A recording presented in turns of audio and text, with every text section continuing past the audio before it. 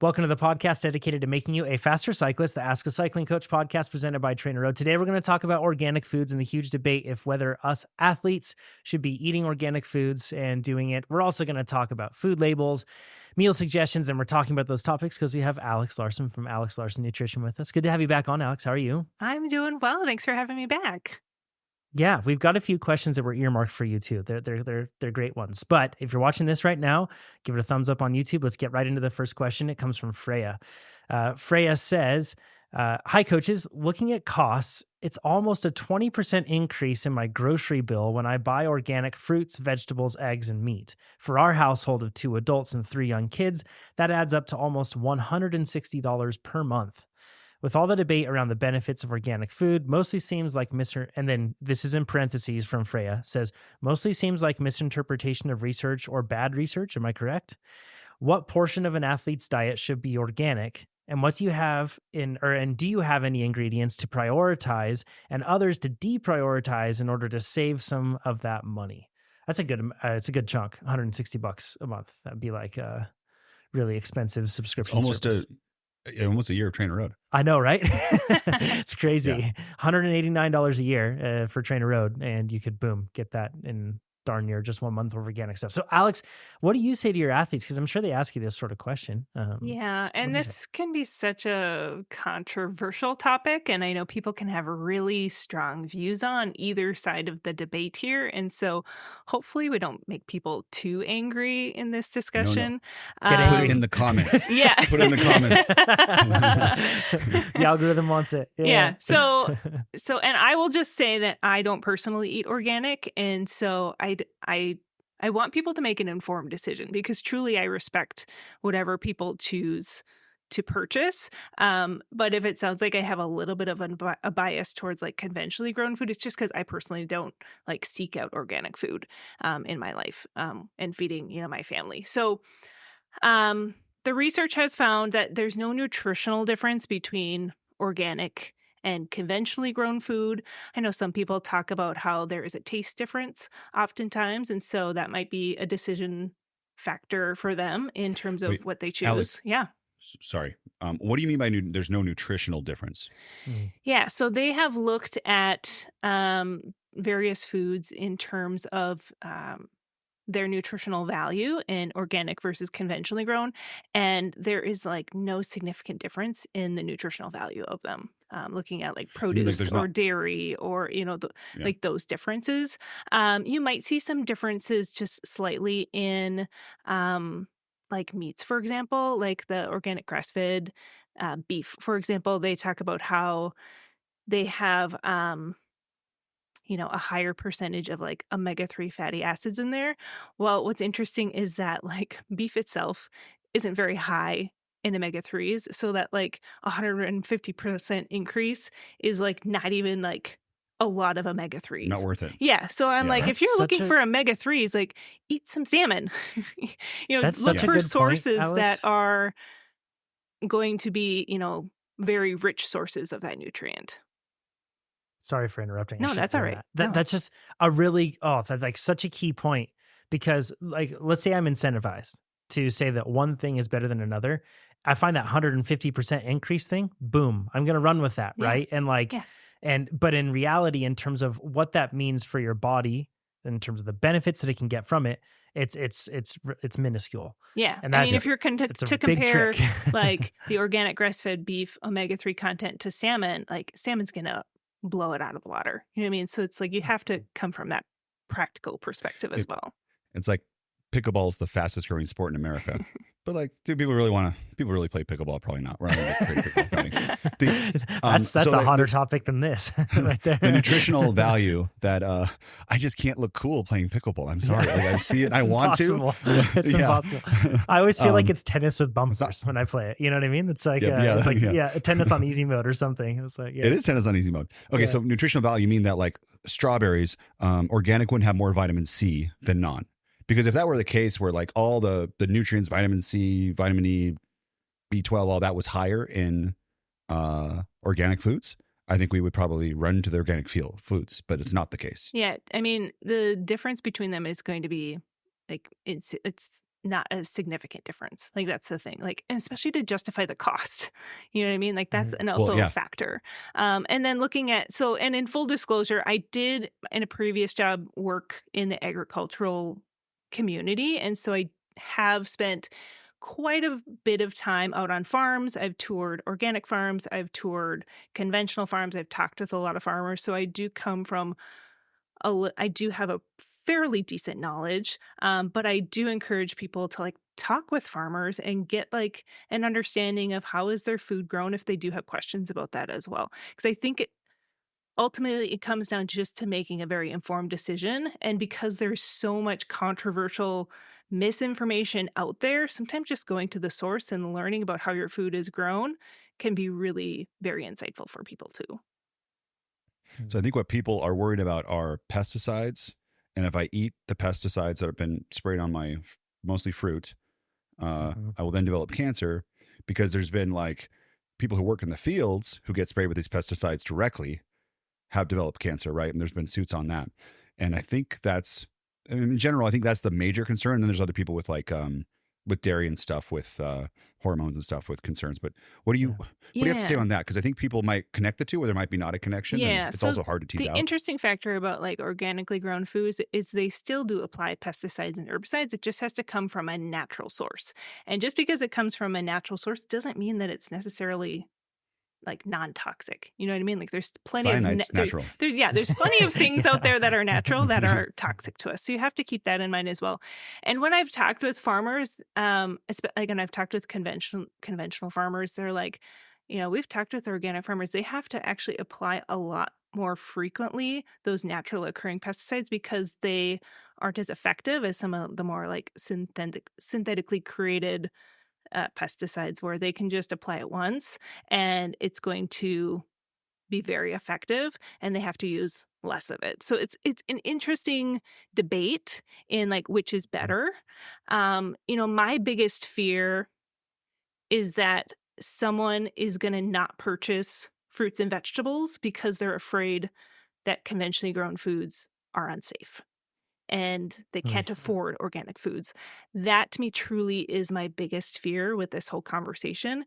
And I want people to understand that conventionally grown food is very safe to eat and that they can confidently purchase that and know that it's important for their family. The one thing that they can do, and you can do this with organic or conventional, is just make sure you wash your produce, because you're going to remove any residue on there, dirt, like germs on there. It's going to significantly cut back on all of that on your fresh produce. Nice. Can I send people to two studies that kind of summarize a lot of what Alex is talking about here? So then, and I'll link these down below for people. First is by Mesnage and colleagues. This one is from 2020. And it says limitations in the evidential basis supporting health benefits from a decreased exposure to pesticides through organic food consumption. And effectively, what this one looks at is, like you said, Alex, this one is very like there's a lot of different reasons. A person might purchase organic because it's part of their motive to be healthy. And if they think that they're buying something or if they think that they're buying something healthier, they'll be more motivated to buy it and to stick to whatever changes in lifestyle and nutrition they have. The other side of it is people are concerned about the environmental impact of farming in situations where it's organic or non-organic. And then there's the other side of things, the pesticides, and then the other side, the nutrient value of the foods. And this one specifically, this study is interesting because what it looks at is the pesticide side of things and how through the overall consensus with the existing evidence right now is that it's really hard to prove the fact that pesticides are causing any sort of damaging health concerns when it's consumed through produce like this. They have a hard time proving that. That doesn't mean that it does not happen. It's just if we're to look at the body of evidence, that's what is indicated currently. So I think that that's a good, and this is more of like a review, and it's pretty easy to read. So it could be a really good one to read on that topic. There's another, this one just came out. So in fact, I don't know if it's pre-published or something, but this one has the date of 2024 on April 15th. So this is future, but not future when you guys are getting it. I'm not sure how that works. This is published in a journal that's just like large scale. It's called Helion. It's not like a specific journal that has a specific beat that has like a really high criteria. It's known for just being normal journals. So take that for what it is. But this was by Olivera Faro and colleagues. This was this year. This says, are organics more nutritious than conventional foods? A comprehensive systematic review. This one is very large in terms of the review that exists there. And effectively what they found is that in 29% of the comparisons, there were significant differences between organic and conventional foods.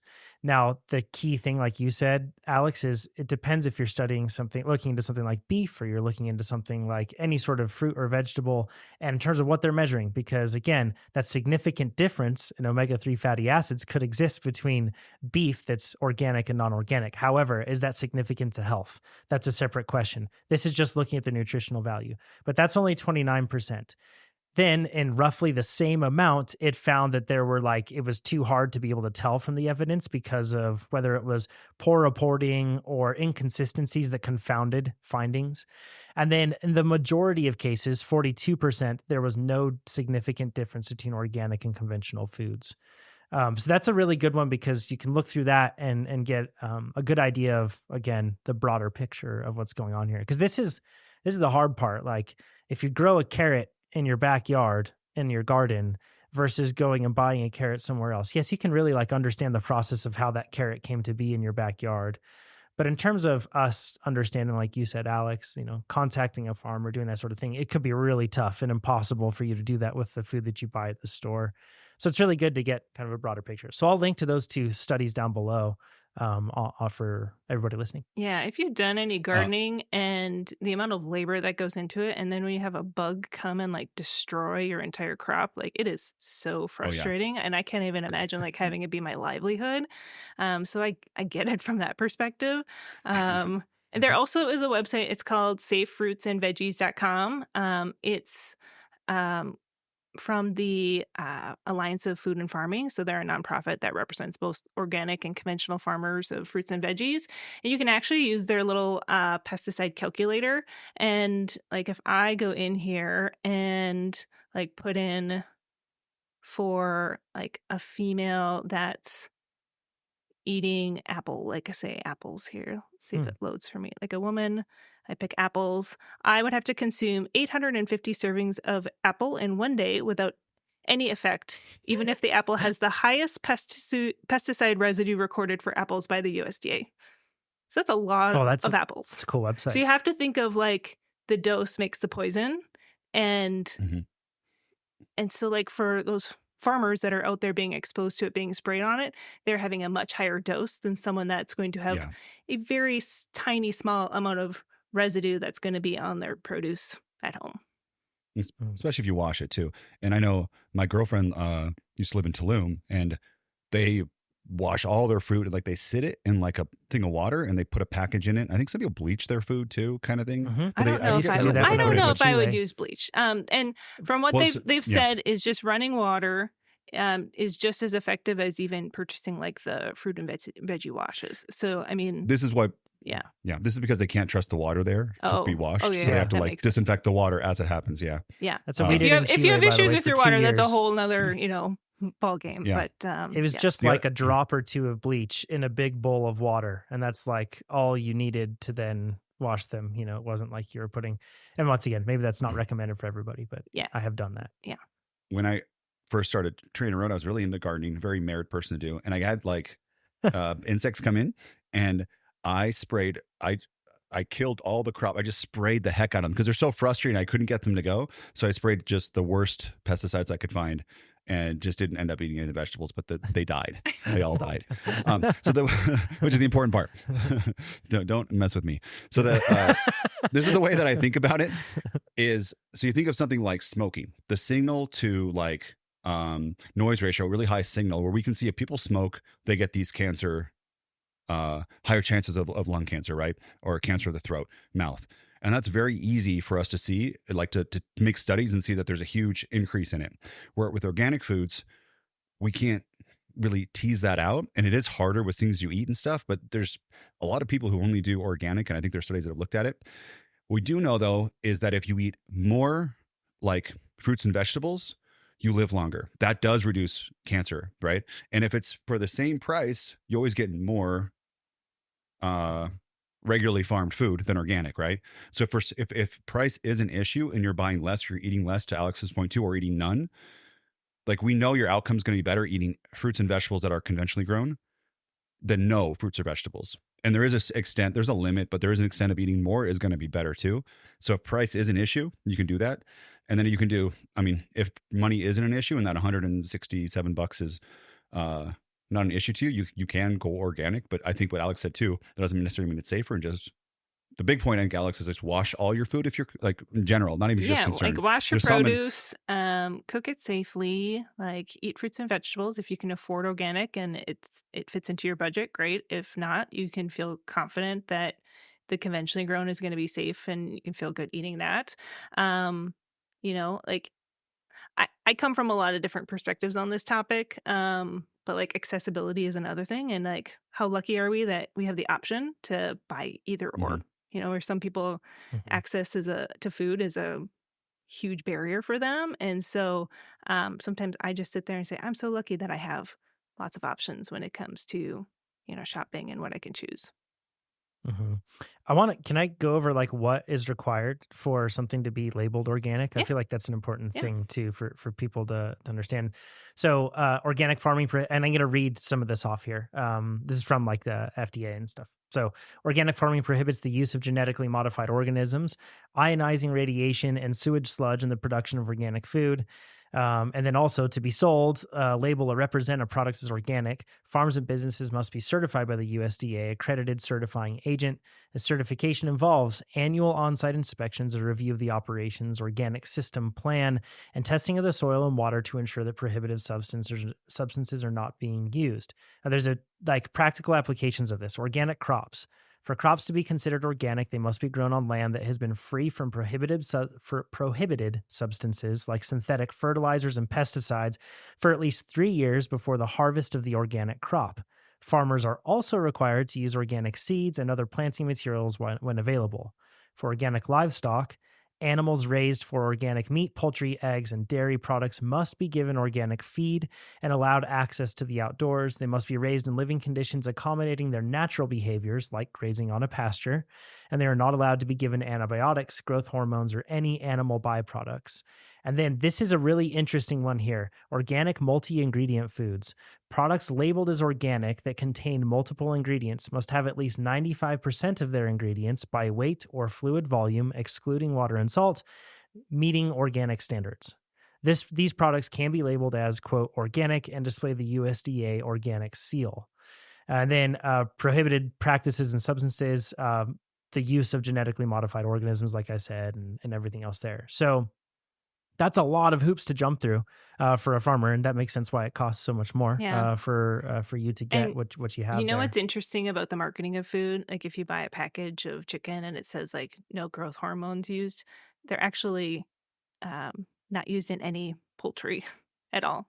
Like it's just really? It's like the law with farmers is they're not able to use that. So it's like no matter what package of chicken you buy here in the U.S., like it's not going to have hormones, used when they raise that chicken. Yeah. So it's just kind of funny how that marketing can think like, oh, well, then I'm going to choose this one, where it's like across the board, you're not going to have hormones. I would put on mine cyanide free. Yeah. Like, because if you look at two chicken in the thing, there's one that's cyanide free and one not. Like now cyanide free. Yeah. The first, I think the real danger, the one that not the real danger, because this is so tough, because we could have a podcast 5 years from now, we might find something completely out different, right? We just want to all acknowledge that the science could change. But the one risk we do know is for sure is salmonella, especially on leafy vegetables, that there's outbreaks and people get so sick. And I think sometimes children die and old people. And that's can be even healthy people prevented by healthy people. Like they'll go into renal failure, with that. I mean, those things are scary. It's very scary. And that's why they take it all off the shelves, right? You go into the grocery store and a whole region will not have any iceberg lettuce for a while. And the way to make sure you don't get that is to wash your food, which is probably good in either case. And I would, wash your. That's why they pasteurize milk. That's why they, you'll see even like juice, they'll pasteurize that. I mean, they're doing that for a reason, to keep food safe. Yeah. Yeah. Should we talk about GMOs and raw milk now? Please don't drink your own milk. And again, like, don't hate at me in the comments here, but it's like playing Russian roulette with your life. Unless you live on that farm and you are used to all of those germs. But even a lot of the dairy farmers that I've talked with, they don't even drink their own, raw milk most of the time. A lot of them, they say they just go to the store and buy it. Yeah.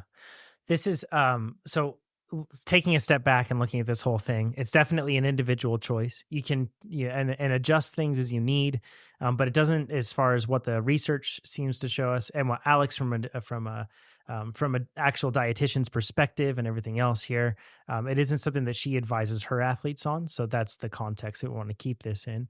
That they need to eat organic or something like that. Alex doesn't advise that for her athletes. So keeping all this in context is what we're saying here. I know I like personally, I don't know about you guys, but organic bananas, they seem to like they go bad like within like a day after getting them. They don't taste as good. So I get non-organic bananas, but then there are other things that I do get organic with. It's kind of like I have just like a mixed bag of all these things, but it isn't an important variable. Yeah. So I mean, going back to Freya's question, there doesn't need to be a portion of your diet that's organic. And there's not any ingredients specifically that I would prioritize or deprioritize over others.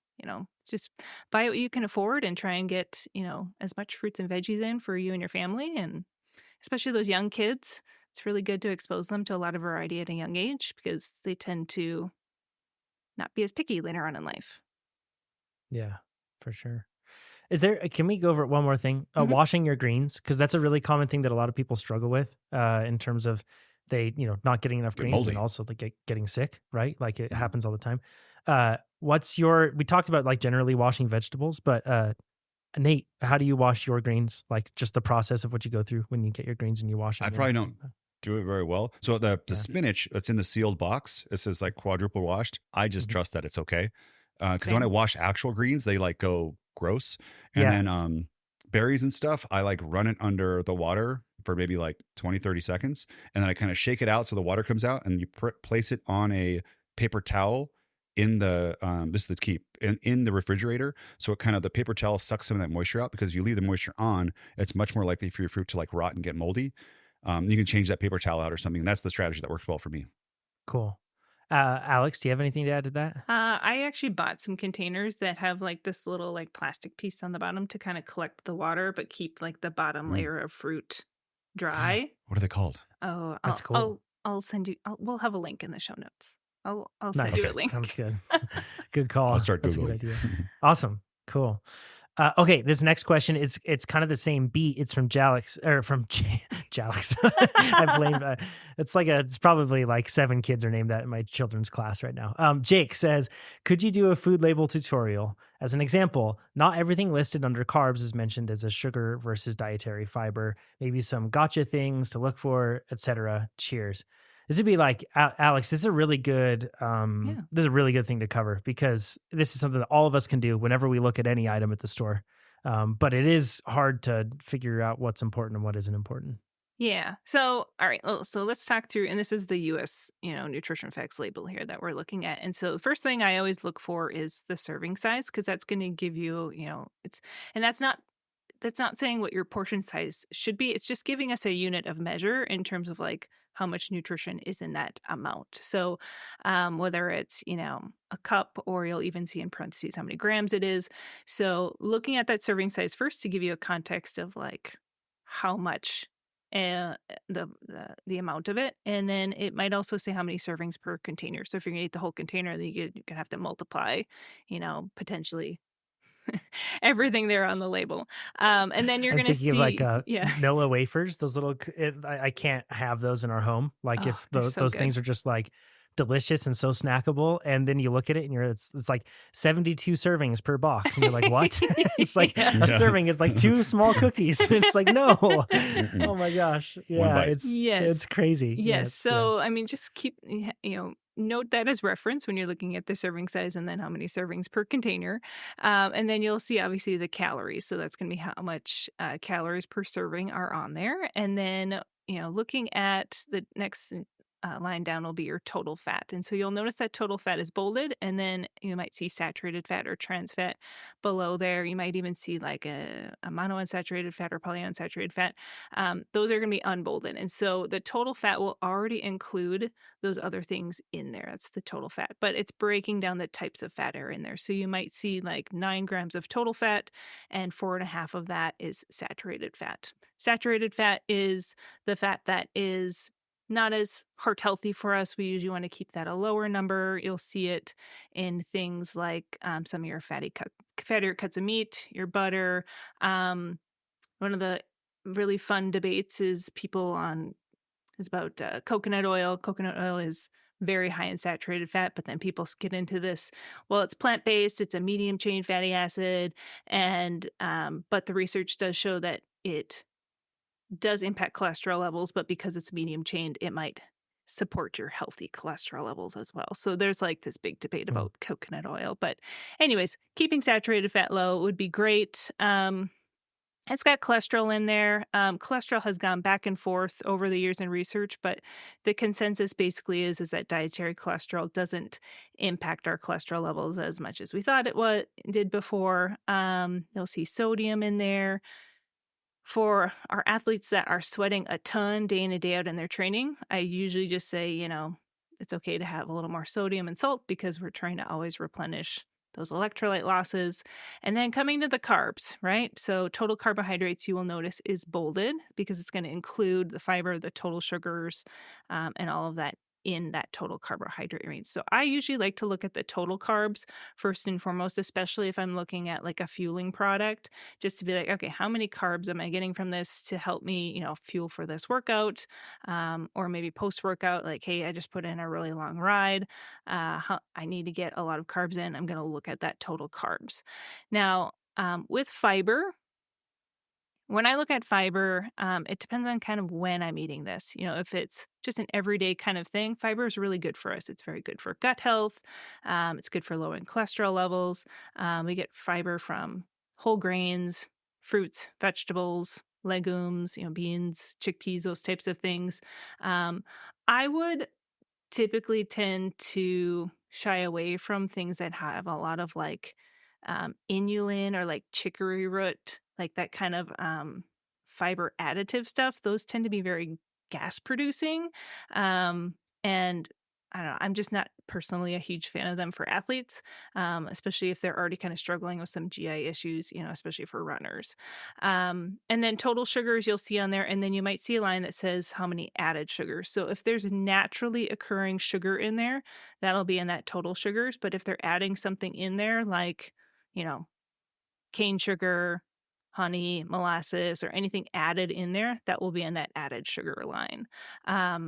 You might also see sugar alcohols in there. That's kind of a newer one I've seen. Sugar alcohols don't really contribute to the total carbs. But if you're seeing a lot of sugar alcohol, I would just be a little concerned because those also can be very gas producing. If you have a ton of sugar alcohols, it can cause explosive diarrhea, and we would definitely want to avoid that. So, like, those are the things that I look for, in that total carbohydrate range. And then obviously I'll have your protein in there. It's great to have protein post-workout and throughout your day.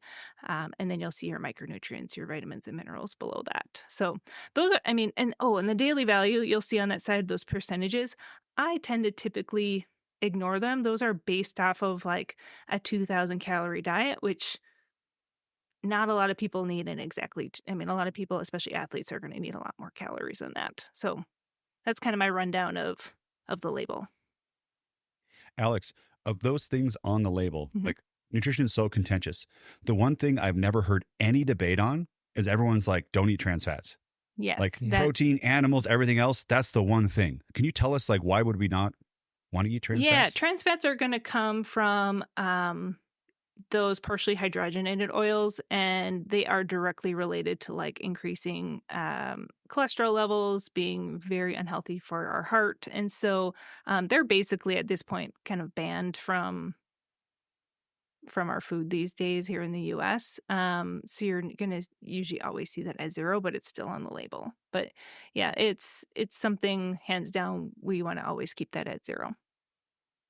The other interesting thing is the cholesterol. Like I've heard that cholesterol can support hormones. Like it's needed for especially testosterone in men. And there's an interesting study. It's just one study, but they had athletes eat whole eggs or white eggs in the morning. And the athletes who ate the whole eggs, there was 3 per day, had increases in testosterone, hand growth strength, and lower body fat percentage versus just the egg whites. But they had no difference in muscle mass. And you can get stronger without an increase in muscle mass, which is interesting. That's kind of like what we are kind of all about. But yeah, natural ways, especially for older athletes, to raise their testosterone. If I mean, more research needed, but eggs have gone back and forth right over the years about are they healthy, are they not healthy? Yeah, like it's been how pretty many nuts. are eggs good? Are they bad? How many should I have a day? Like the recommendations constantly change, and that's the thing about nutrition is it's always evolving. So what we're talking about here might, our advice might change, in 2-3 years as new research is coming out. And I know it gets frustrating for people, but it truly is an evolution, and it's a newer science. I mean, it really is. So you have to just give us some grace in that, like, we're always continuing to learn. Mhm. I think that's why too, why some things get like lots of attention because they say this is the forefront in research, right? And it's like all you got to do is eat only meat. That's the way to be healthy. And then and livers, right? And then there's the liver king who's on steroids showing you that I just eat liver and that's the way it happens. And it can be very convincing, right? And you say some like mechanism that happens and you show your results. And you say, I don't do steroids. This is just for meat. And you're a 16-year-old boy and you're like, hey, I want to look like that. I can just eat meat. Let's do it. And I think that a lot of people get, caught up in those sorts of things. Yeah. I think an important message is don't get your nutrition advice where the only credibility they have is they look good in a bathing suit, right? Like that's my personal thought on it. Or they look good or they're like really fast. It's crazy that like just because they're fast, we can get information from them. And like the best coaches in the world aren't fast. Like that's just what it is. You see a basketball coach ever try to like any basketball coach, high school, whatever, they'll never shoot a ball or do a layup.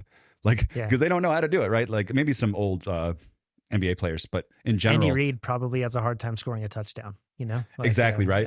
Yeah, but he's pretty good. I think he knows how to do it though. Yeah. Yeah. But in some other sports, are like that's the fastest local person, so I'm going to do what they say. And a lot of it is like they just had really good genetics, and that's why they're faster than everyone else local. And that's why sometimes they're even worse people to ask it from because they don't know how. Right. They're just like, it just happens. Like I just win. I don't know how. Yeah. Well, I mean, Alex, look at the best is when there was a video of Taylor Knibb talking about her nutrition that she did in her recent race, and she had this whole nutrition plan, and then she didn't do any of it, and they're like, she's basically relying on her genetic gifts and the fact that she's young at this point. But as you get older, you have to follow your nutrition plan if you're going to deliver on race day. Yes. I think what you should follow are someone or a company who has taken time and time again people from A to B. So with Alex, you've taken, maybe it's not the best physique in the world, but taking people from a spot where they're at A and then a part where they've improved over and over again over lots of people where they've seen an improvement. And then sprinkle in some national champions in there too, who you did it, and you got TrainerRoad and Alex, and that's what I think you should follow. Alex, I want to ask, and great advice, Nate, because that's the consensus, right? Like it's just like kind of like a meta-analysis or systematic review, or it's not looking at individual cases, but it's looking at a trend and something that over and over again, operates on a larger scale, repeatable, all that. So it just means it increases your chances, right? And that's where we should place our bets. Alex, can you explain the interaction between, so I've heard this like particularly with those pursuing a low carb lifestyle or even like a keto lifestyle, that sort of thing, when they look at the amount of fiber in relation to the amount of carbohydrates and they view like, oh, it has this amount of fiber, therefore it cancels out that carbohydrate. I don't know if you're familiar with that whole like approach that people take with that. Like net carbs. Exactly right. Yeah. So it used to be, way back in the day that we were recommended as dietitians to calculate it is if you're, gosh, now I have to remember this. I believe it was like if it was over 5 grams of fiber, you could subtract that from the total carbs. It was, I think, how we like used to calculate the net carbs. But then as the research kind of kept looking at this, then we found like, oh, well, even if there is some fiber in there, our body is still digesting some of that and we have to count it towards carbs. So then it was like you had to take that 5 grams of fat and make it 2.5 and subtract that. I mean, it was so confusing at that point. And honestly, I don't even think I know what the current recommendation is because I haven't really followed the net carb at that point. Because, I work with endurance athletes and I just want them to get enough carbs. I mean, because a lot of them are just not getting enough. So yeah, that's kind of the gist on the net carbs. I mean, from the last I heard was that even if it does have a lot of fiber, our body is still kind of breaking down some of it and getting some carbohydrates from it. Cool. Awesome. That's good. There's like an entire, I could see somebody writing out a blog post that would be super lengthy. You just crushed that one right there. That was great. Good job, Thank you. Alex. Thank you. Yeah. Okay, Brittany, this is a great question. Again, we're talking about meal suggestions now. And by the way, if you're appreciating this, give the video a thumbs up, share the podcast with your friends. This is free content and we will continue to make it free. And we do it because we want to make people faster. So if you appreciate this, share the podcast with your friends and then sign up for TrainerRoad. That's the whole reason why we do this thing, to make y'all faster and show that you can trust us to make you faster. So, okay. Brittany says, I'm relatively new to the endurance sport world and I'm overwhelmed by all the instructions and guidance on how to manage my nutrition. I played soccer all through high school and college, and looking back, I'm a bit shocked and surprised this was never a part of our education. And Nate, you're shaking your head. Well, last week we talked about this, is that soccer players don't want to drink carbohydrate drinks. It's just not part of the culture. I told my son, he's 10, this, and how that would be the benefit for him to be able to run faster than people. And he had his first Gatorade during practice. Amazing. There we go. Yeah. And that was with Dr. Kyle Pfaffenbach last week. He was talking about how he deals with these different pro athlete teams and everything else. And he says soccer players are the absolute worst at trying to get to take in carbs. Really good episode. If you haven't listened, go check it out. But this is a really good point that Brittany brings up. And before we even get into her question here, this is something that's pretty shocking that it's not, when you join a youth sports team, oftentimes it's just teaching you how to do the thing, not how to prepare your body to do the thing, if that makes sense. And athletes, I feel should be educated and taught, when they're in middle school and they're in all these, they should be taught about how important it is to get sleep so that they can recover, so that they can play better the next day. They should be talking about nutrition and educating themselves on what things can help them improve their performance, right? And focusing on it in that degree, instead of just saying, eat healthy because you're an athlete. Because I think that's pretty hard advice to follow, but this just resonates with me. I hear this and I see my son's doing baseball right now and he's done a ton of different sports and all that. And I think it's just really important. I mean, it is tough to educate kids, especially about changing, their eating habits. It's tough. So you do have to kind of come in from a perspective that resonates with them. For soccer players, for example, and I have a really good friend who's a dietitian for soccer athletes. And I've told her this story. I read it. It was right before one of the World Cups, and Rose Lavelle, I believe it was about, and she went to the University of Wisconsin for college, and she had injury after injury in her college career. And the U.S. coach was calling, her coach and said, "Hey, what's up with Rose? I'm interested in her." And her coach totally threw her under the bus and said, "She's not taking this seriously. She's not fueling well." And Rose was sitting right there listening to this conversation because they were on speakerphone, and she was angry that she had gotten thrown under the bus, but then she headed straight to the college dietitian and turned things around, got healthier, and made the team. And that's reading that story to me, I was like, that is going to resonate with soccer players. It's not going to be their parents or their coach telling them what to eat. It's seeing that Rose Lavelle changed things around and made the U.S. team.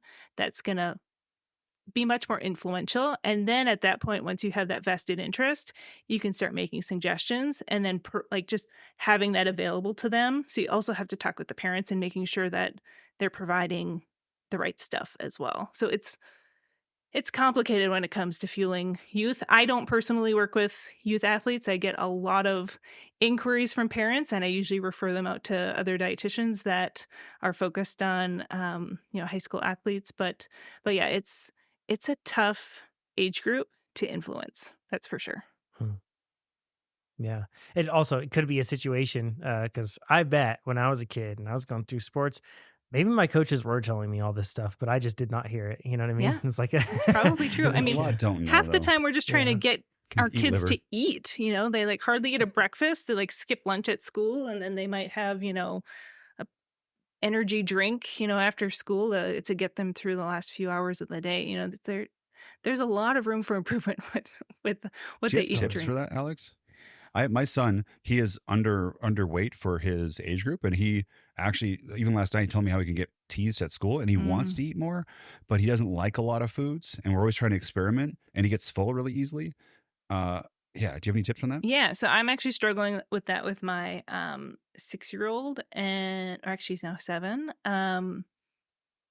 For me, it's like just as frequently as possible. Like we have a lot of snacks throughout the day, but then also timing it so that he doesn't have a snack too soon before dinner so that he's still hungry for dinner. And then just trying to find like high calorie foods. So sometimes I'll just make like a really high calorie like strawberry milkshake for them. If I have like leftover strawberries that need to get used up, I'm like, I'm going to blend up a smoothie and just try and get them to, at that point, it's like any calorie is a good calorie. And if I can sneak in some bonus nutrition, like strawberries and a milkshake, like that's my go-to there. Or like even adding some like avocado to something like that to add some extra fat in there. Just like that. Don't tell That's, yeah, I mean, I might, or like get them involved in the kitchen and say, hey, let's try some new foods, see That's what key. flavors you like. Yeah. I mean, it's tough, but and you know, I do talk with my son too about like, hey, you know, your little brother is catching up into you in weight, and when you guys wrestle, he's going to win a lot more if you guys weigh the same. So we need to get you to eat a little bit more because those calories are energy and they're going to help you grow. And I try and talk about food in a very positive way. So my 4-year-old, for example, he'll be eating like cottage cheese. He's like, did you know that cottage cheese has protein, and protein is really good for your muscles? And I was like, oh, that's so interesting. Like, and then my husband rolls his eyes and he's like, tell me your kid's mom is a dietitian without telling me your kid's mom is a dietitian. And I was like, yeah, I talk about like the perks of what food offers us and what it can do to help our energy in our body. And my sons really like to run really fast. And so I said, hey, this protein will give you lots of muscle so that you can run really fast. And they're like, ooh, I want to run really fast. And so just helping them kind of connect the dots and that food can offer them a lot of value can be helpful. Yeah, I know. For my nephew has really struggled with that, and he's a big time soccer player, like traveling team. They like travel all over the Western U.S. to play and stuff. And he's really small, and it's been like a big challenge for him with the sport of soccer. And you know, there's a lot of different issues that go into that. But I think that advice of getting them involved in the process of creating the food and everything else makes it a lot more fun for him. And I think that's really helpful. We're struggling with our little like 1-year-old right now because she's an entirely social eater. She'll just eat based on the people that she's with. And if she's not, like if she's with mom right now, she will not eat. It's just that simple. But if she's sitting with dad, then she is totally happy to just take her time and to eat whatever we offer her and to go through all that. But yeah, man. I've noticed a it's huge funny difference once my kid started eating school lunch every day because he's with all of his friends and they're all eating the same thing. And he's been so much more open to trying new foods now just because of his experience with school lunch. So that's been really fun to see that there's foods that I love that I make at home and he for some reason would not touch them. And then just recently he tried it. He's like, this is amazing. I go, yes, okay, he will eat this food. I can feel like I can. It's the best. Yeah, it's so great. Like when they start. But it happens always for me. Sorry, go ahead. Oh, I was just gonna say it's just when you personally, you know, love food, it's nice when your kids start to get into that. And you have to be patient with kids because some just take a little while to get to that stage. With me, they'll love a meal. Next time, won't even taste it. Yeah. Like, oh, super normal. That looks horrible now. It's so like frustrating. You said it was the best thing you ever ate last time. And I was like, hard. nah, I don't want this. Yeah. I would say it is particularly tough with kids, but I feel like a lot of us adults probably are you know, we have similar challenges. Maybe somebody listening to this that's an adult. So hopefully that's helpful for everybody listening to this. Brittany then says, coming from a college diet, and then she says in parentheses, read Chipotle bowls, Starbucks, and fast food way too often. I would really appreciate recipes for 3 meal suggestions for each meal of the day. And if it's not too much trouble, maybe writing them out somewhere where I can get them. So we'll write them on screen here, and then we'll also put them down in the description of this podcast. So whether you're listening on Spotify or on YouTube, you can check this out. But Alex has some suggestions for y'all for different options that you can pick. Yeah, and I actually pulled a lot of these from our blog at alexlarsonnutrition.com, because we have quite a few that are just, lists of different 10 protein rich lunch ideas or breakfast ideas. So I pulled a lot of these from there. So there is some actual recipes as well on there, but just like at breakfast, and breakfast is my favorite meal of the whole day. So I'm very passionate about my breakfast. But when I work with athletes, we're always trying to find ways to get more protein at breakfast, especially if it's like a post-workout meal. So Greek yogurt would be always a go-to. That's easy, something that you can put together really quickly, especially when you're trying to get out the door to go to work, putting some oats with it. And then I like to just reheat some like frozen blueberries or like fruit with that. Because, you never know if you're going to have like fresh on hand. If you do, great. But if not, frozen works really well. If you like oatmeal, it's kind of more of like a wintery like comfort food. But cooking it with like a high protein milk. Like I know, Jonathan, you and I both have Fairlife in our fridge. So doing a little bit higher protein milk with oatmeal.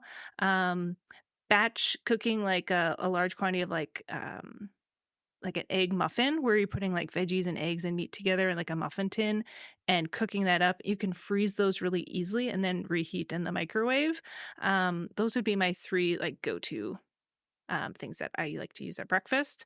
And then lunch, doing some sort of like open-faced bagel or sandwich with like either, like for me, I love smoked salmon, or you could do like some tuna with some fruit to have some carbs on the side. Depending on if you're like training, I would do a whole bagel sandwich, or if you're more of an off season where you're not training a whole lot, then I would do maybe a half bagel. One of my favorite, and this is like a very like convenient, quick lunch that I love, is like I'll buy the bagged salad kit. So it's pre-washed lettuce, and then adding some like quinoa or brown rice. There's this Seeds of Change. It's a brown orange bag that you get at Costco. It's a microwavable thing where you just microwave it, and it's got garlic seasonings already added to it. It's delicious.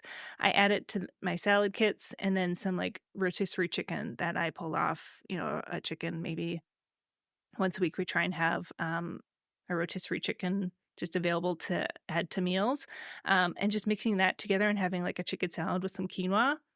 Love that as a lunch. Or you could do like some pita bread. If you have access to like an oven or an air fryer, you could just take pita bread, put like your favorite spaghetti or pasta sauce on it, put some toppings like leftover veggies, some like Canadian bacon, or even if you have what would be like a plant-based thing, you could put some like chickpeas on there. Have a side of Greek yogurt to boost the protein, but you'd air fry that pita bread pizza, and that's like a really quick and easy way to do like a lunch pizza. And then dinner, I've actually got an actual recipe for this. So it's at Skinny Taste. You type in paprika chicken stew. This is one of my favorite recipes from there. It's like use like chicken thighs or like chicken drumsticks, but you also can use chicken breasts. I've used that. I've swapped out the veggies as well. It usually uses like onions and bell peppers, but I've used like carrots and spinach in there too. But it's so flavorful. I follow it pretty much to a T, other than swapping out maybe the veggies. And then I'll just serve it either over rice or with some potatoes. And that is very, very easy to make. Like you just kind of throw it in your like Dutch oven and let it cook and simmer for a while, and it makes your house smell amazing. So that's like the one specific recipe that I could think of for Brittany. And then since she mentioned Chipotle, you can do your own like Chipotle bowl at home. You can have rice, black beans. If you're plant-based, you can do some like tofu, any leftover like rotisserie chicken or a lean meat you can add on there, some corn, bell peppers, salsa, shredded cheese, and make your own bowl at home, which is really nice because if you have multiple people in your family, they can kind of make whatever, their preference is. Or like a sheet pan meal where you're roasting some meat, maybe like pork loins or chicken breast with some veggies on one side. And then for your starch, you can take either like a baked potato or a sweet potato. You stab it with a fork all over and you can microwave that for a few minutes and you get yourself like a cooked like baked potato or sweet potato. So those are my 3 dinner ideas. Nice. These are one thing that I noticed how you were like integrating different types of fish into there, like in the like the lunch thing. I don't know about Nate and Alex. I don't get enough fish. I love fish, but I just don't get enough of it because usually when I think of it, I'm like, oh yeah, okay, like I'll go and get some salmon from the store. And then whenever I see it, I'm like, oh my gosh, it's like 10 times the price of chicken. I might as well just buy the chicken, right? And Yeah. I don't end up getting it. But you bring up a good point with like smoked salmon, canned tuna, even like easy, like just You can like do canned approachable, salmon accessible that's stuff. super high in like calcium and omega-3s. Like it's just a really nice alternative protein option if you're getting tired of chicken or turkey or Yeah. other things.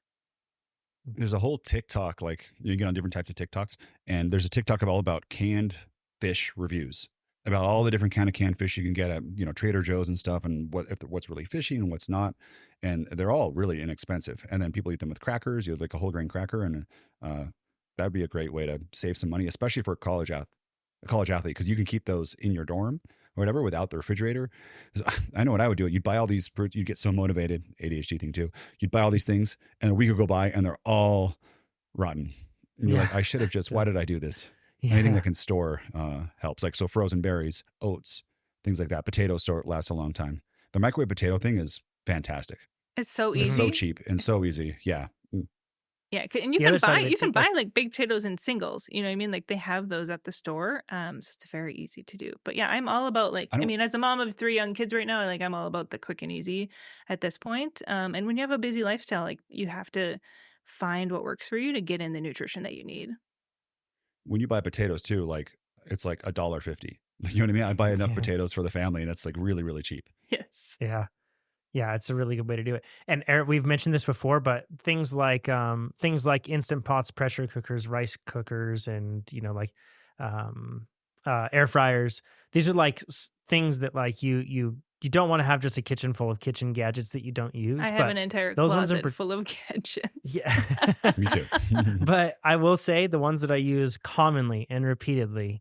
And I'm going to talk about one that I really want here, and I don't know if you guys have it, but the ones that I use commonly and repeatedly. Air fryer for sure. It's like so quick and easy. It's also a really fun way for your kids to cook. It's not like you're dealing with a hot oven that they have to open up, put oven mitts on and move stuff. But instead, like my son can totally put the stuff in, then put it in and just do it himself. And kids just love to be able to do the things themselves. They're people and they want to be respected as people. So it makes dinner a whole lot easier when they can be involved. That one. And then also an Instant Pot. Like you can make so much stuff with those. Like one that we've done, I think it's from the Scratch Labs cookbook, but it's like a yellow Thai green or yellow. No, it's a green Thai curry, something like that. There's a really good curry recipe in there that we've made, and you just pop it all into the Instant Pot and then it's done. And it's like so easy to just toss on to whatever you have. It's good with rice. It's good with potatoes. It's good with some sort of like various different forms of pasta. Like it's a really flexible thing. So that can be really good to do. The other one I'd add in there, and it might be actually you tell me the one that you want. Maybe it's the one I'm suggesting. I want the creamy ice cream. I've heard about those. I kind of want one too. Well, let me tell you all about them. So the other thing that I'm doing, Nate's affiliate link below. Just joking. Yeah. Well, the one thing for my son, he likes ice cream, but we're going to switch it to protein ice cream. We've done this, and you take the Fairlife like 42.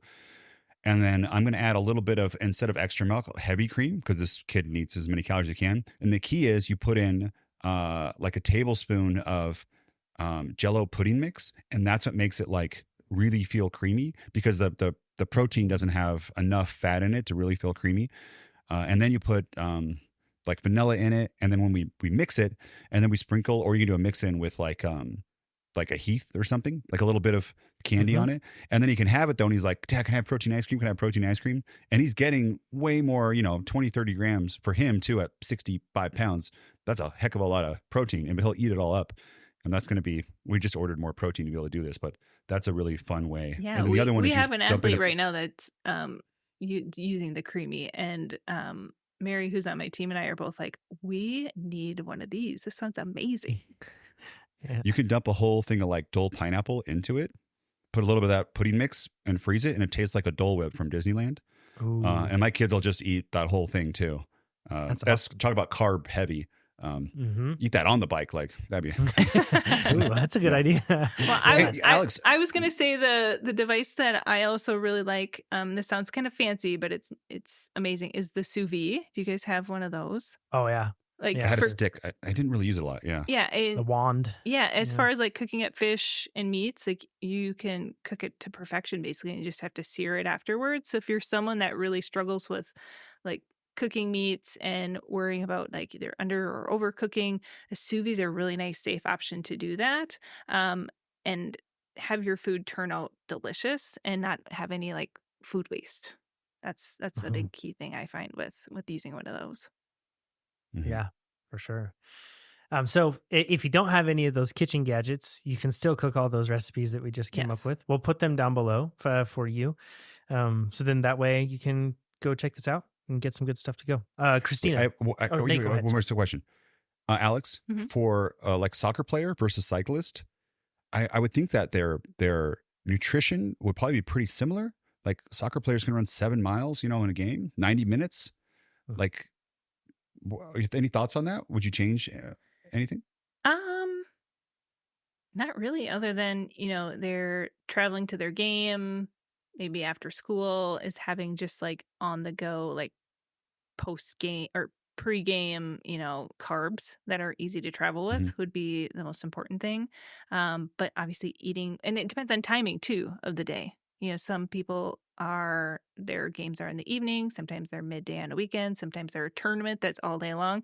So you really have to kind of adjust based off that timing. And then that halftime is where you're trying to get some easy carbs in. So whether it's Gatorade or some sort of high carb mix, you just try and refuel so you can stay strong throughout that second half would be my go-to. But Mm. Jonathan, I'll send you an account of a soccer nutritionist that's a good friend of mine, and she's amazing. She's got great content for Cool. those that have soccer players. Awesome. Cool, thank you. Love it. All right. Christina says, big thank you to my favorite podcast crew. If you feel like Christina, rate it 5 stars. We'd appreciate that. It says, I gave birth to our first child last September, and returning to training has been a journey. And journey is written in all caps. I see athletes like Chelsea Sodaro win Ironman World Championships postpartum, and I simply do not know how they do that. I expected it to be difficult, but the most surprising thing has been how hard it has been to figure out nutrition. I know there are a ton of changes that went on and continue to go on with my body, and then says in parentheses, still breastfeeding. But no matter what I try, I always seem to feel flat during my workouts and starving after. But then when I try to fuel with more carbs, my stomach feels bloated and painful and leads to GI distress. I'm sure everybody has a unique experience postpartum, but do you know what is actually changing in my body that seems to not allow me to get the energy I need from carbs in order to train, and what I can do to change that? Thank you. And I know that probably you're listening to this, like cycling is like 98% dudes. So I know that a lot of you listening to this are probably like, I don't know how this relates to me.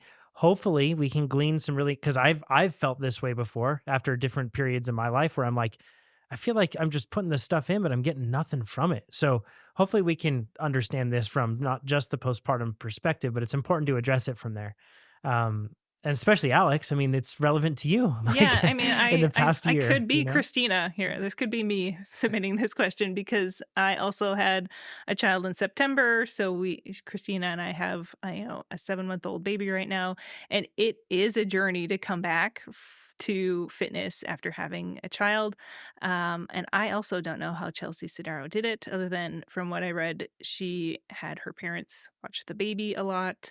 And also she, her job is to be a triathlete. So that was, for her to return, she didn't have another job that she was going to as she was doing all that training. So it is a little bit different, but it is difficult. And I just want to reassure Christina that I also am trying to figure out my nutrition. And this is my third baby in navigating breastfeeding, because I think what a lot of new moms don't realize is how sensitive your milk supply can be to exercise, to our nutrition, to our hydration. And so like you're having all of these things that you're juggling.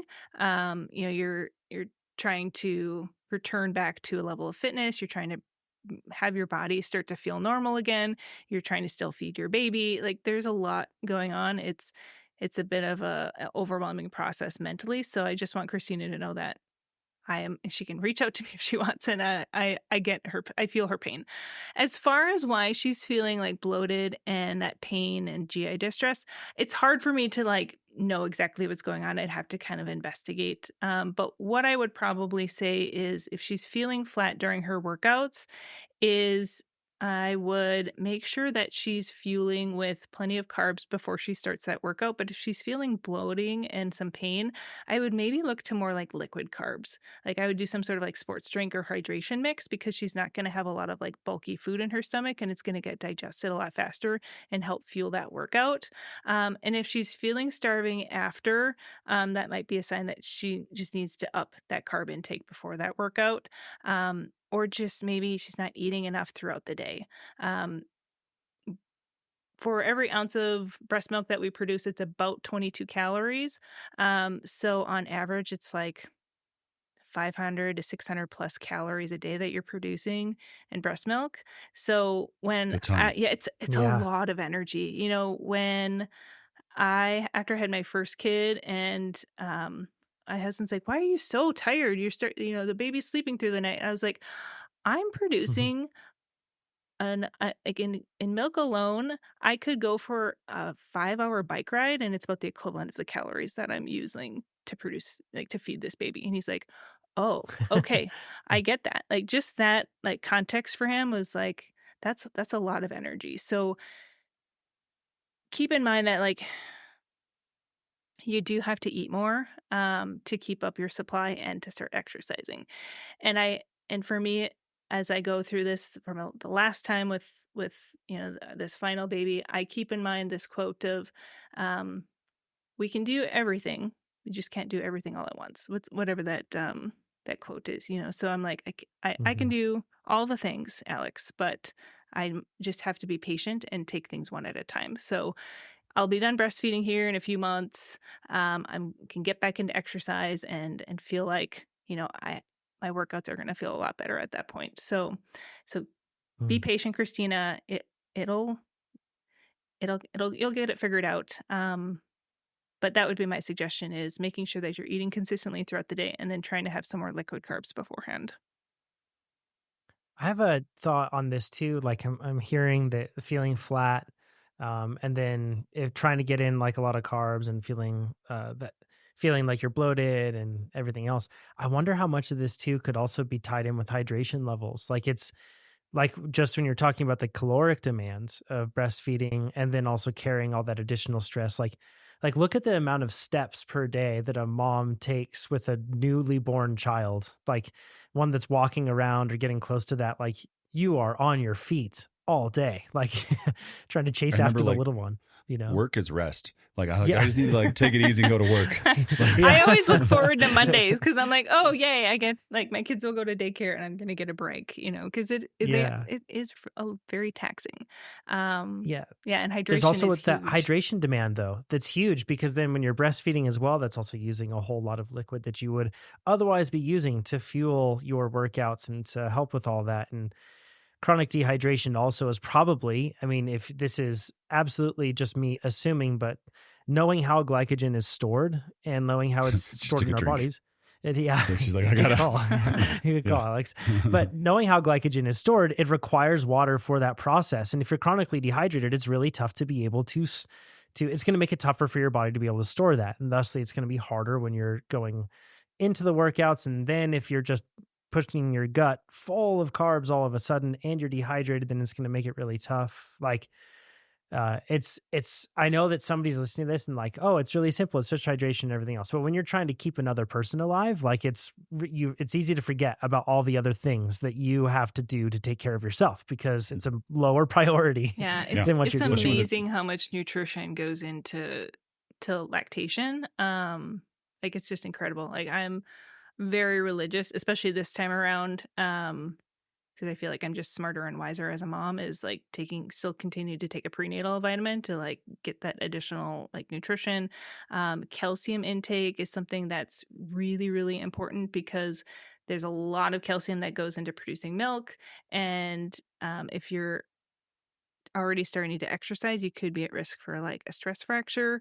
So just making sure that you're getting, the recommended calcium amount throughout the day through your diet, I think is really important. And Mary, she's a dietitian on my team, she's got 2 girls, and she's a very strong marathon runner. And after she had, I think, her second child, she had a DEXA scan done, and right as she was finishing breastfeeding, and her bone density was like borderline osteopenia, and she was horrified. So that's something also, as you return back to fitness, is maybe going to get a DEXA scan and checking your bone density and health, to making sure that you're not going to be at risk for having any injuries, because having a stress fracture and a young child is a nightmare at that point. Yeah. I've found there are periods of time where, because of the way that I'm taking in my carbohydrates at different points, it's not optimal for me to then be able to process those carbohydrates. The one I already mentioned was with hydration. The second one I'd also mention is that if I'm taking in a huge amount of fiber in my diet all the time, it does seem to slow digestion. It makes it tougher for me to be able to take in the nutritional value and just be ready to perform. And it does make it so that I can have a more bloated gut and everything else. Like, fiber is really good and it's very healthy. But at the same time, it's not something where you can just like, if you take it in all the time, you do have to understand that it's probably going to affect how quickly you can process stuff. So I think that that's like a key thing to keep, to like measure, and really, I'm not saying measure this like numerically, but just be like, all right, how often am I taking in liquid, and how often am I taking in all the electrolytes that I need to be taking in? And then how am I taking in my carbohydrates? If you're just taking in your carbohydrates through like simple sugars and everything else, you're going to have a lot of swings. It's going to be tough to be able to do that. If you're taking it through more complex, it's going to be more sustainable. Just make sure that you're spacing it out from your rides. And if you are going to have a lot of fiber, maybe not pre-ride is the best time to do it, but post-ride is probably going to be a better time to get all that in. And when I've like gotten those things kind of work, like the positive and the negative switched and those sort of things mixed around, I have gone through these periods where I'm just like, I don't know what's going on, but I don't seem like I'm responding. And that's commonly, sleep's an entirely different thing though too, which is likely compromised here and probably affecting all this too. It's just really hard being a new mom, so hard. New parent, Dads too. I should say. Yeah, exactly. Yeah, new parent in general. Okay, this last question. I'm curious to hear your thoughts on this one in particular, Nate, because at one point, Nate consumed more carbs than any athlete that I know. Like, you were like Keegan level with your carbs. And because you were training a lot, carrying a high amount of training volume and doing everything else. And these days, you're not carrying a high training volume. Instead, you're doing like strength training more often. So Ronaldo says, as I've started training over the past year, I've shifted my diet from a low carb approach to a periodized carb approach. But after upping my training to 3 training sessions for each discipline each week, I assume they're a triathlete by saying that, I was feeling like I was hitting a wall in session and felt progressively worse every day. It really started to affect other aspects of my life, with my partner noting how grumpy I was, and the world just generally seemed so irritating. It got out of hand, like that quote in The Office Space. Every day you see me is, that's on the worst day of my life. That's a funny section of that movie. It's really good. Hopefully we can put that up on screen during the podcast on YouTube and not get taken down for copyright. So I recently decided to let go of the carb approach and have carbs with every meal. And what do you know? I feel great in workouts, and the world is a happier and more beautiful place. But this brings me to my question. I'm not a super athlete, and while I am training a lot right now, I don't anticipate I'll be like this every day of the year. After my goal race this summer, I'll likely just recreationally run or ride, but I won't be training regularly. I guess my question is, where do we draw the line with high carb intake? I don't want to overeat them and cause metabolic dysfunction. There's an assumption baked in there in the end into that question, I guess. But Alex, what are your thoughts on this one? Then we'll go into it. Yeah, I think it's really important to have that periodized approach. I like that he shifted to that, because it's not, again, it comes back to like, carbs aren't good or bad, but they are they're there as a fuel source for us. So when we were putting out all of that training and effort, we need to have that energy available to us. And so we're going to require a high carb intake. Whereas when you're shifting more to an off season and you're going to be just doing things recreationally, you can pull back on your carb intake to align with that. I think that's where I think people struggle with that, because especially if you have a really long training season, if you're training for something that's 9-10 months long of training, really get into a habit of loading on the carbs onto your plate at a meal, eating really frequently throughout the day. So when you go into shift into that off season, it's not just like a flip of the switch in terms of like making that change. You have to be very intentional and mindful of like, okay, yeah, how am I going to adjust my portions? How am I going to change the food choices that I'm making to more align with this new season of the year and how I'm training? Hmm. Is this relatable to you? Like, how has your diet changed, Nate? Like from when you were training a ton to now? I want to highlight something on the end. Is like we draw a line with high carb intake. I don't want to overeat and then cause metabolic dysfunction. And I think you may be talking about metabolic syndrome, and those are the 5 criteria are obesity, high blood pressure, high blood triglycerides, low levels of HDL cholesterol, and insulin resistance. And if you're training and you're an athlete and you probably have low blood pressure, you're probably not obese, you probably have really good cholesterol, and you're probably not insulin resistant too with all of those things. And you're continuing to train, like we talked about before. If you're not doing a 4-hour ride, you don't need 4 hours of carbs, like the amount of extra calories, you can reduce that. But you don't need to go no carb because you're suddenly not training as hard as you did before. And so I've switched to weight training and I've been gaining weight. I'm like 215 now, but with lower body fat than cycling. I know. You were 170, right? No, I was 179, 180. 180 was the lowest. So okay, yeah. 35 pounds. I know. I'm a lot bigger. You haven't seen me lately. Yeah. Different. But it's the same thing. Like you go into the gym and you eat low carb, and it's so hard to finish the workout. And your workout's probably I have the same experience, maybe half as good. You can't do as many sets. You're not as intense, and intensity is really, really important going to failure and weight training. My girlfriend yesterday, she was at the gym and she was doing, she just focuses on one muscle the whole time, but she couldn't do the normal stuff, the normal weight. And I'm like, what'd you have for breakfast? And she was like, I had an egg or something like that. And she usually has she had a bagel, but she didn't actually eat it. So we kind of stepped back and she had not many carbs before going in. And also you eat a lot of carbs, you get a pump, you get some, you have water in your body and some electrolytes and carbs. It's just motivating because when I take a picture of myself with a pump, I look ridiculous, like a whole nother person. And it's so motivating though. It's like, it feels really cool to see that. And it's not the normal every day. You can go on TikTok, look at like pump versus not every day. And you see guys be like, this is me with a pump, this is me every day. And it looks like 2 different people, one on like drugs, another just a regular person walking around. But I like that. It's like a good, after the workout, it's a good motivation to see it. And I'm pretty much doing the exact same diet as cycling, just less overall calories compared to cycling. That's interesting. Fruits, vegetables, whole grains, some fat, but not a ton of fat. And then protein, maybe protein a little bit higher. I'm aiming for about 1 gram of protein per pound of body weight, which is about 2.2 kilogram, 2 grams per kilogram. 2.2 grams per kilogram. Yeah. Which is like kind of the upper limit. And other than that, it's that same mix, but just less overall carbs because I'm not doing bigger rides. And when I am riding the bike, I do up the carbs then, and I still do a sports drink and stuff like that. It's the recovery. Like if I don't eat well, the same exact thing happens in weight training that it happened to me in cycling. If I don't eat well, I can't train 2 days in a row. Or that 3rd day, I still feel bad. I don't perform as well at work. I have brain fog.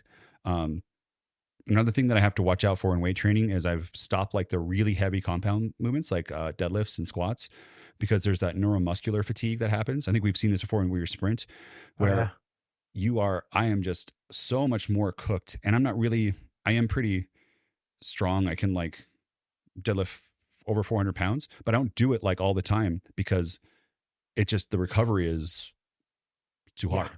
Yeah. It's just like if you sprint every day, that sort of thing. Like it's going to make everything so depressed in terms of your abilities to express the fitness that you do have. It's just going to be so tough. Yeah. This is interesting because for me, I feel like a lot of the time when I'm in the middle of like, and training's going really well, I'm not having life interruptions into training and I'm doing a lot. I feel like the eating part becomes a job. It's like it's pretty tough to be able to get in what I need to do. And I do have to actually make like non-emotional decisions about food, in the sense that like my emotion very much is driving me to just be like, no, don't eat, don't eat, don't eat. But at the same time, I have to look at it and I have to be like, well, actually, I do need to eat because what? Yeah.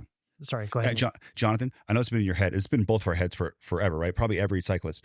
Think of a time where you were the fastest. Did you eat a ton? Oh yeah, and absolutely. Has it ever been bad for you? You ate so much where you got slower?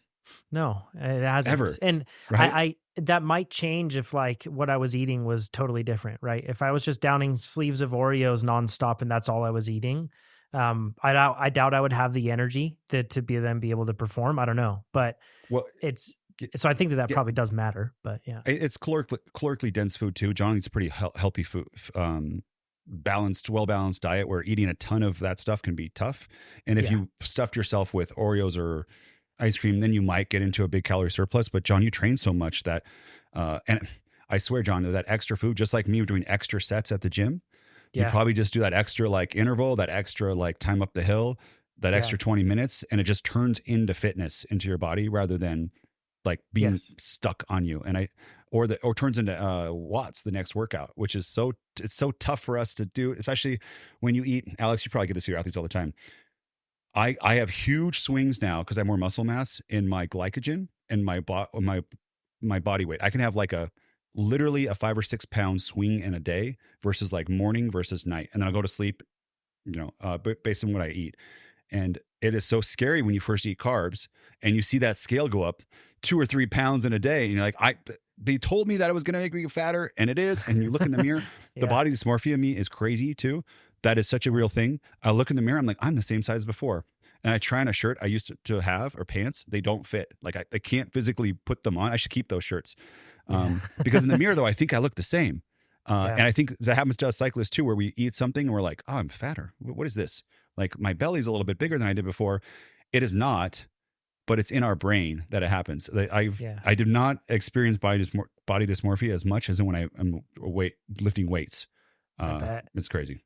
Well, this is interesting, Ronaldo, because like, and the reason I'm sharing this, it starts to feel like a job and I'm like, oh, it's really tough, but it's not just my cycling that gets better. It's all the other aspects of my life. Even though I'm training more, everything else gets better too. Like my ability to focus and knock stuff out at work is up. My ability to be able to just like communicate calmly and emotionally with my family when, toddlers screaming and throwing stuff, that sort of thing, it goes up. And this is what I'm talking about. Like Ronaldo, I know that like there's this tendency to want to be like, I need to run it to the stops, like kind of like just run it, just be sufficient. But the thing is, I think that if we are just fueling the work on the bike instead of looking at the rest of our life as something that we need to fuel too, and when the work on the bike drops down and we drop down that nutrition as well, like, sure, I mean, within reason here, there's probably limits to this, but I think that we compromise the rest of our life too. So I know, Ronaldo, you're not planning on being this like super athlete that's training for 3 disciplines, 2 times each in each discipline every week, doing all that. And you're looking forward to maybe whenever that drops off to changing up the nutrition, but take note of how it affects the other aspects of your life too. Because you might very well just notice that you perform better in life when you have more nutrition on board coming in like this. You have to also think a lot of athletes tend to undernourish. So you have to also think of the fact of like when you're training a lot, you're also taking up a huge amount of your day, and you might be missing out on a meal because you're out training.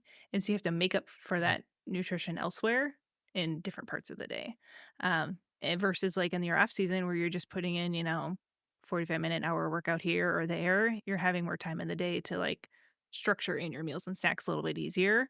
And something that I have our athletes do when they shift into the off season is we might still keep a higher carb rate around their workouts, but then we don't have as many carbs the rest of the day because they just didn't do that long of or hard of a workout that they need to have that additional nutrition to help them recover. So that might be something too that we'd look at. So I think when you're looking at your periodizing your training is breaking it up into different, ranges. Like here's high volume training versus maybe a medium versus like just a low maintenance, fitness, and kind of figuring out your nutrition that way can help provide some context, and you kind of just shift into different seasons with how you eat. Yeah.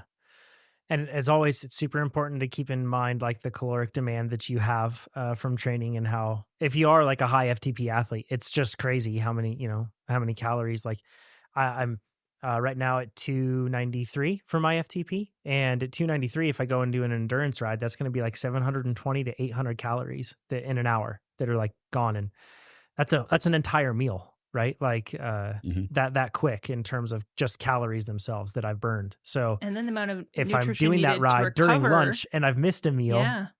then it's even tougher. Yeah. Yeah. Yeah. So it's like double, the meals that you need to replace after that. It's wild. So how many hours a week are you training right now? Averaging right now 7.25 Okay. is what I've averaged over the past 6 weeks. Okay. He knows. So, yeah. I was just reviewing this all last night. So yeah. Yeah.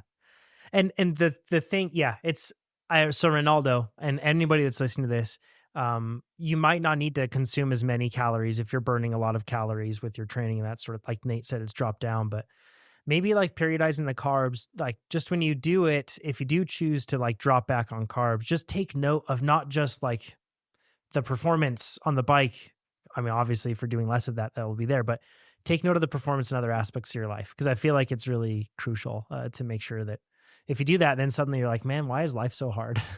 I It always might be find because you're sleep hungry. too. If you're not sleeping well, sometimes that's a good indicator that you're underfueled. Yes, that's so true. Yeah. Well, Alex, thanks so much for joining us. Awesome to have you. If you want to find out more about Alex, you can go find her on Instagram. Alex Larson Nutrition. We'll link down below. You can also check out Alex, by the way, we aren't paying Alex to do this. We just really appreciate it. And we are happy to recommend that if you want nutrition and guidance and anything else like that, you can sign up from a registered dietitian with Alex Larson Nutrition. So you can check that out. It'd be really helpful for athletes. And if you're listening to this and you haven't signed up for TrainerRoad yet, I just want to, we have an exciting announcement coming soon for athletes that train outside. It's going to be good stuff. And then we also, Nate's eyebrows raising. He probably doesn't know which one I'm talking about. We have an exciting one coming out there. Okay, good. He does. Yeah. Exciting one coming there. Red light, green light works when you don't follow a training plan, and it works when you ride outside. And this is, I swear, it could be such a game changer for all of you that are just like, I like adventure rides. I like doing that sort of stuff, to like keep the fun in the rides that you do and not get to the point where you're burned out. So when you look at that $19 a month, that's darn cheap. Or if you do a year, you can just sign up for the whole year. It's $15.83 a month. Really accessible and something that would really help you get faster. So go check it out, and we'll talk to you all next week. Thanks, everybody. Take care. Bye-bye. Bye.